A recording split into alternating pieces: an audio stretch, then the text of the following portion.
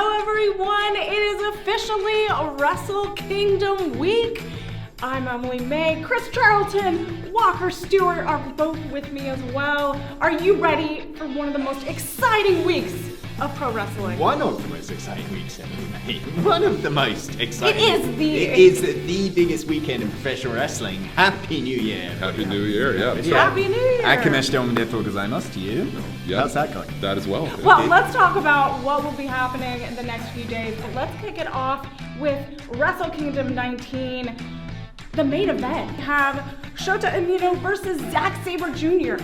Yeah, Zack Saber Jr., his very first main event in the Tokyo Dome, especially as World Heavyweight Champion. Shota Umino, first ever as a challenger. It's a very big situation for both of these men.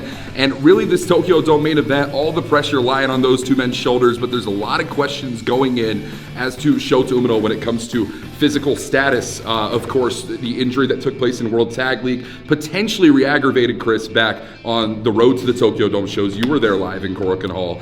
There's just a lot of questions up in the air as to how Shota Umino is going to fare in that. Right, obviously, Shota Umino is dealing with the pressure of a lot of expectations. The weight of the world on a young man's shoulders can be very deep, and especially when you have one ankle to stand on, and you're going up against the most proficient submission wrestler in the world, then that's a very difficult ask for you going into the main event at the Tokyo Dome. I want to get both of your perspectives out here because this has been Zack Saber Jr.'s year. He not only had the G1 victory, but also becoming IWGP World Heavyweight Champion. And this is his year. He wants to make it this year, and this would be the culmination of all the hard work in 2024. And so do you think he'll be able to overcome this young, prospective, New Japan star that has been shining this year as well? Right, well, I mean, Zack Saber Jr. has had, throughout the year, this trying to overcome every goal as a foreign wrestler. First, second G1 win as a foreign wrestler, first Brit, right? Second British wrestler to win the IWGP World Heavyweight Champion. Second non-Japanese wrestler to win Tokyo Sports MVP. This is not about that. We can talk about Brock Lesnar being the last person, 2006, to win a Tokyo Dome main event that's non-Japanese, but this is about, it's the last box to check. Between January 4th, obviously January 5th, and we'll get to when we talk about Wrestle Dynasty, Ricochet as well. But once he can beat Shota Umino, if he can beat Shota Umino, then we stop talking about the best British wrestler in New Japan history, and we start talking about one of the best New Japan wrestlers. Well, and that was so much the reason, Chris, why Zack Saber Jr. wanted that World Heavyweight title challenge to come in October, to come early, to come in Ryogoku Sumo Hall, because he wanted to walk in to the Tokyo Dome main event as the champion, walk out the champion, a bigger defining statement than having that challenge made in the Tokyo Dome, as was tradition up until broken last year. Very exciting stuff. But we also have our semi-main event, Tetsuya Naito versus Hiromu Takahashi, and this is a match.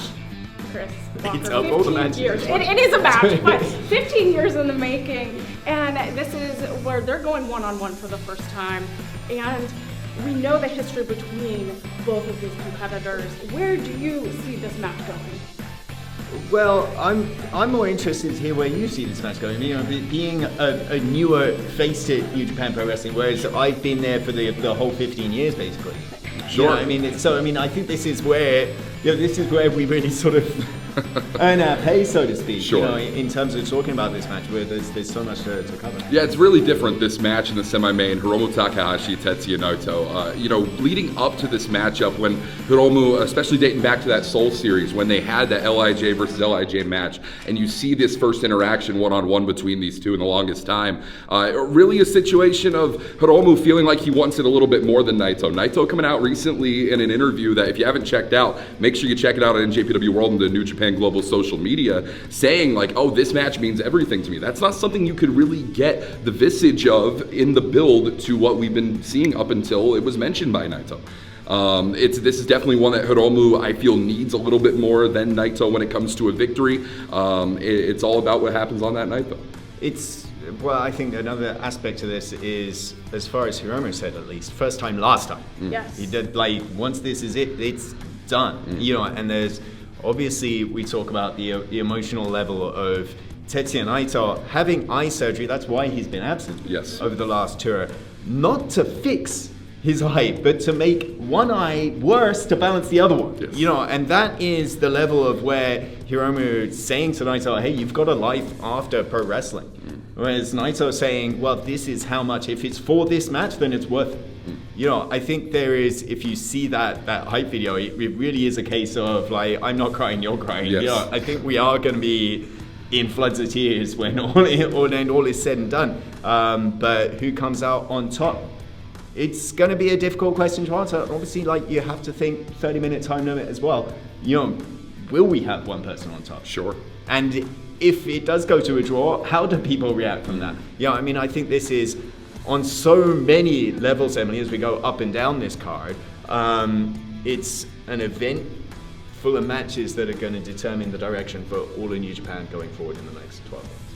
Exactly, and each match is going to move competitors forward with momentum or potentially have setbacks, and so we're going to see that as we continue to talk about the matches that we'll see at Wrestle Kingdom 19. So let's talk about the next one on the card. We have the IWGP Global Heavyweight Championship, David Finley versus Yota Tsuji. And we know David Finley is in his second reign as champion, and he is defending it again in another Tokyo Dome moment.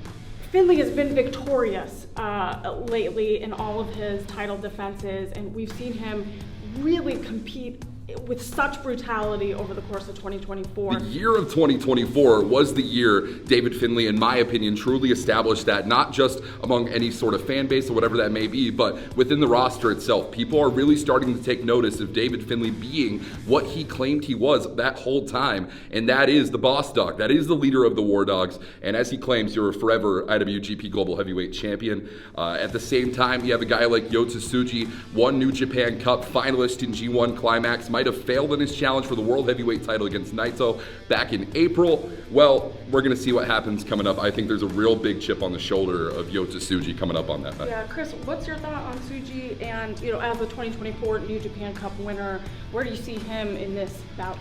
I mean, it's interesting to talk about Suji as, like, we talk about Suji in the quote-unquote new generation, right? Yes. He and Finley are the same age, yes. But it's just that Finley has the longer tenure, not just in New Japan, but really life-wise. He was literally born in a wrestling ring. That perspective, who's in control of this generation, I think David Finley is certainly in control of much more than Yota Tsuji is, right? In control of the Global Heavyweight Championship, in control of the War Dogs.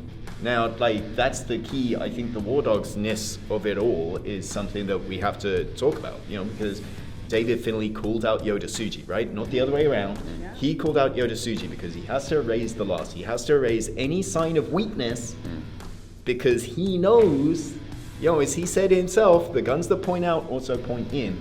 And he has to set an example for the rest of the War Dogs, for the rest of New Japan Pro Wrestling. As you can say, is trying to set an example for the War Dogs as a leader in this. And this match, I think, is going to set the tone for the rest of the year. We also have the IWGP Junior Heavyweight Championship on the line. Doki versus El Desperado. And again, another breakthrough year for many of these competitors. And Doki has been unstoppable this year.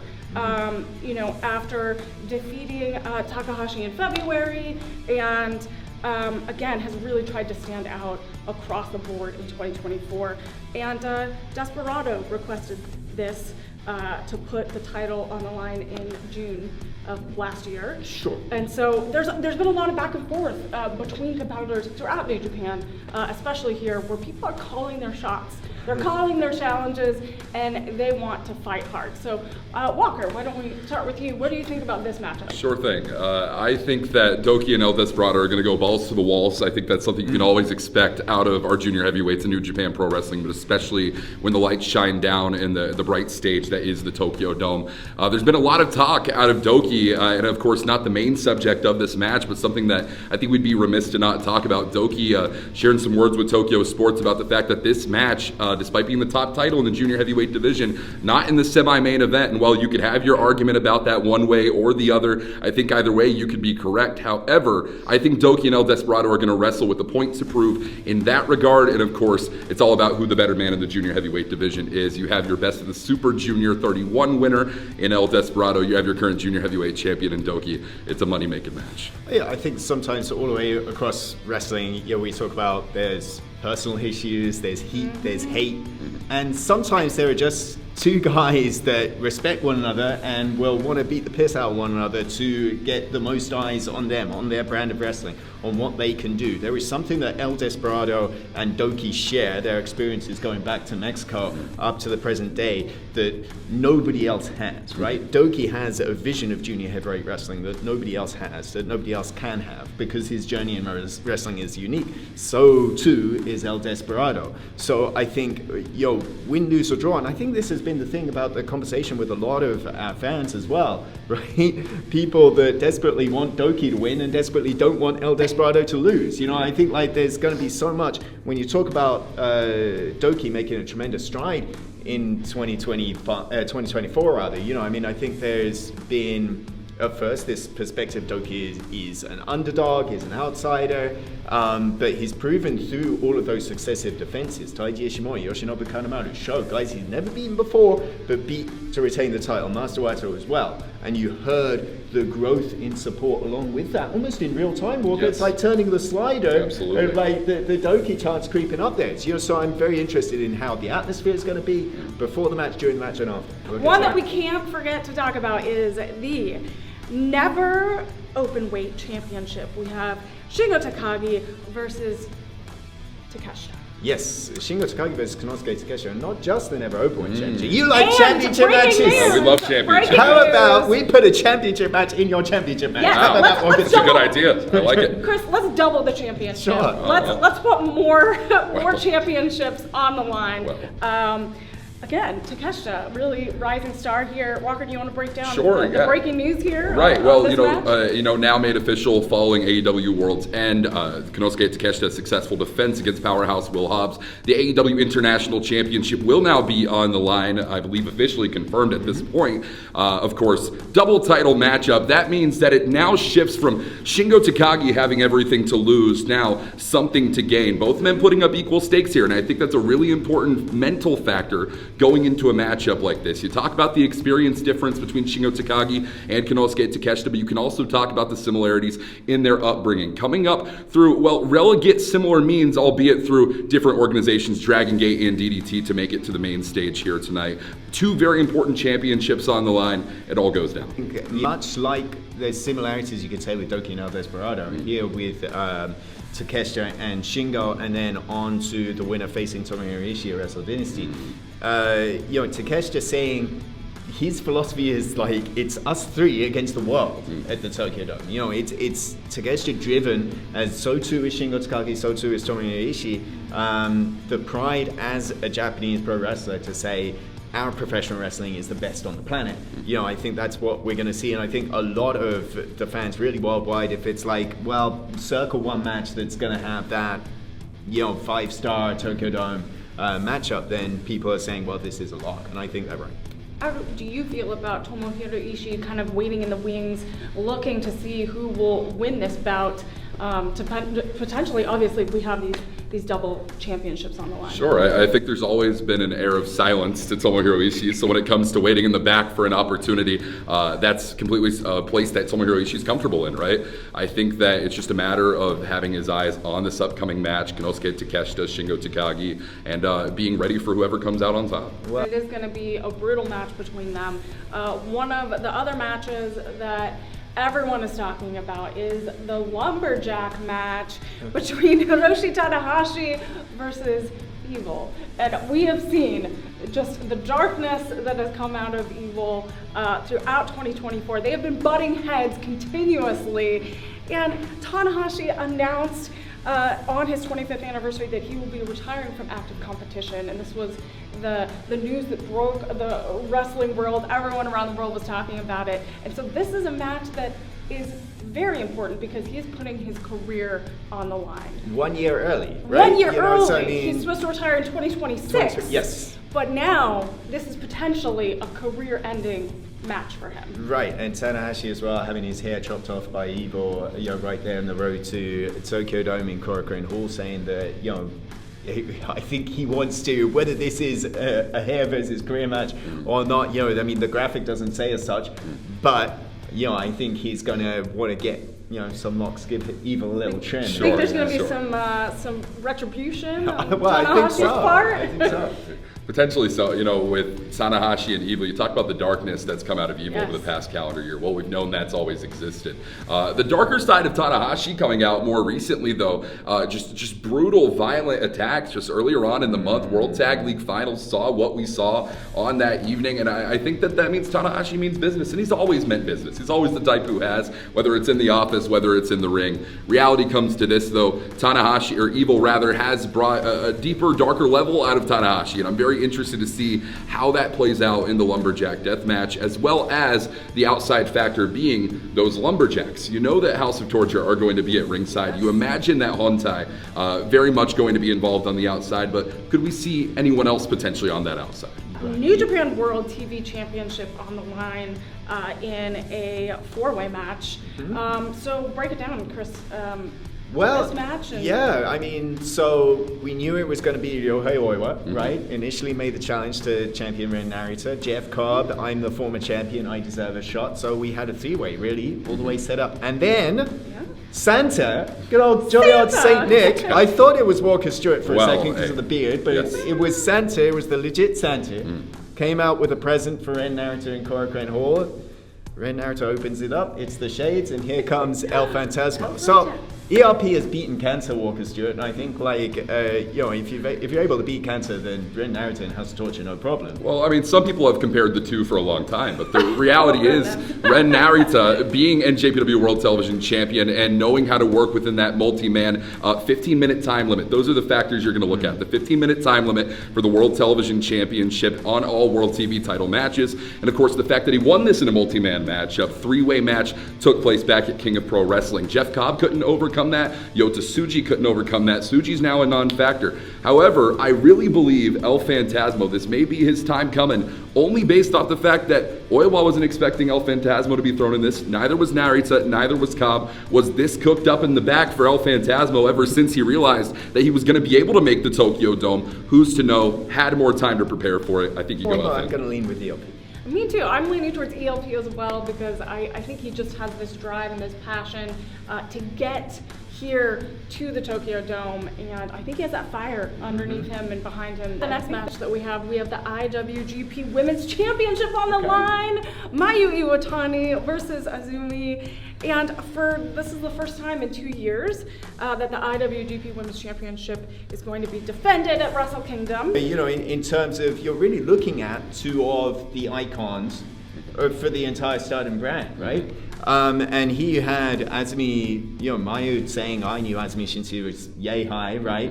But her coming up, Azumi constantly chasing Mayu, finally got her first career singles win over the icon back during the 5-star Grand Prix. So she feels that she finally has the momentum. And yeah, I thought it was interesting, Walker, the comments from Azumi, you know, saying, I don't just want to surpass Mayu. I want that label. I want to be the icon of Stardom moving forward. Yeah. And Mayu's been holding it for 20 months now. Sure. And so it's like, where does she go from here? And Mayu has wanted to make it her year. And I think she definitely has, and so this is her moment again to prove that she can hold on to that title. Right, I really do believe that nobody is more motivated going into the Tokyo Dome than Azumi is. It was so many times Iwatani said, I'll give you a shot at the women's title, I'll give you a shot at the IWGP. Here comes Momo Watanabe, here comes Toni Storm, and Azumi sitting in the wings like we talked about with Ishii a little bit earlier on, but probably a little bit more frustrated, going, well, hey, where's my opportunity? Where's the opportunity you promised me? And it was following that match with Momo Watanabe, Azumi made her appearance, said, this is my time, Wrestle Kingdom, January 4th. A woman like that staking her claim in that way, I know she means business. You got to go with Azumi on that night. Well, is anybody more motivated coming into this season than Iwatani? Sure, you know, sure. I think arguments made both sides. As you said, like, knocked off the card last year. Sorry, we didn't find a room for you. You can wrestle in Tokyo Dome City Hall. Right. You know, and that sort of put a chip on Mayu's shoulder. You know, had that incredible match with Shuri just to kick off the year. A lot of people said that was the best match of the Wrestle Kingdom week last year. You know, and it wasn't part of Wrestle Kingdom. And so then she went time and again, and she said, you know, every single defense I've had had has been my best match of my career. And I think like that's something now. She's at this point where we're in the biggest stage that there is in pro wrestling, and Iwatani is going to show up and show out. WGP Junior Heavyweight Tag Team Championships in a Tokyo Terror ladder match. Oh. Can we talk about ladder matches? And what is Tokyo Terror? Well, what's that that's what they call Walker Stewart on the streets of Roppongi. Yeah, Okay. is that what That's what I've heard. Yeah. Walker, that's what I'm going to call you. Okay. The Tokyo Well, Terror from now on. The Tokyo Terror ladder match, first ladder match, I believe, in Tokyo Dome history, correct? Yep. When it comes especially to Wrestle Kingdom 19, a year, or rather a event that makes history, Wrestle Kingdom as it's known, January 4th. Well, the Junior Heavyweight Tag Team Championship being on the line in this matchup, I believe, is going to favor a little bit more of those that are from the Western side. Well, a majority of that match is going to be favored then when we're talking about the War Dogs. We're talking about Robbie Eagles at the very least, Kosei Fuji, never competing in a ladder match in his career to my knowledge. And then you, of course, have Akira TJP on one side, and then the defending champions in Kevin Knight and Kushida. I think this is honestly a toss-up because it's not a matter of skill in the way of who can pin the other, who can submit the other, who can break this up and what have you. It's a matter of who's going to climb the ladder first. And that's a very different skill set than what you're going to typically see in a New Japan Pro Wrestling ring. It very well could lead to a very different winner than we first anticipated. I mean, I hope we have people walking out of the ladder match. Right. I think that is like a distinct concern. When I heard that said, and when I saw the ladders brought out, this is.